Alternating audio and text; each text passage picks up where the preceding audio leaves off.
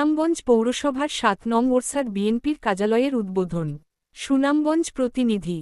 বিএনপির senior vice chairman Tarique রহমানের স্বদেশ প্রত্যাবর্তন প্রত্যাশা করে দেশনেত্রী ও সাবেক তিনবারের প্রধানমন্ত্রী বেগম খালেদা জিয়ার জন্মদিনকে স্বাগতম জানানোর মধ্যে দিয়ে এবং আসন্ন জাতীয় সংসদ নির্বাচনকে সামনে রেখে সুনামগঞ্জ পৌরসভার ৭ নং ওরসার বিএনপির কার্যালয়ের উদ্বোধন করা হয়েছে।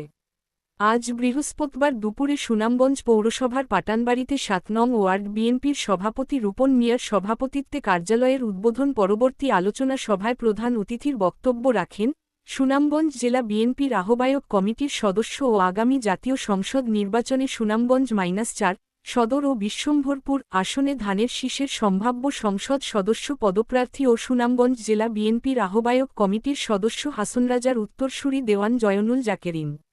অনুষ্ঠানে বিশেষ অতিথির বক্তব্য রাখেন সুনামগঞ্জ জেলা বিএনপির সাবেক সাংগঠনিক সম্পাদক আসম খালিদ, জেলা বিএনপির আহ্বায়ক কমিটির সদস্য ও জেলা যুবদলের সাবেক সভাপতি সেলিম উদ্দিন আহমদ, আহ্বায়ক কমিটির সদস্য ও জেলা যুবদলের সাবেক সভাপতি আবুল মনসুর মোহাম্মদ শওকত, আহ্বায়ক কমিটির সদস্য ব্যারিস্টার মোহাম্মদ আবিদুল হক এবং সুনামগঞ্জ পৌরসভার সাবেক কাউন্সিলর ও আগামী পৌরসভা নির্বাচনে মেয়র প্রার্থী আবদুল্লাহ আল নোমান।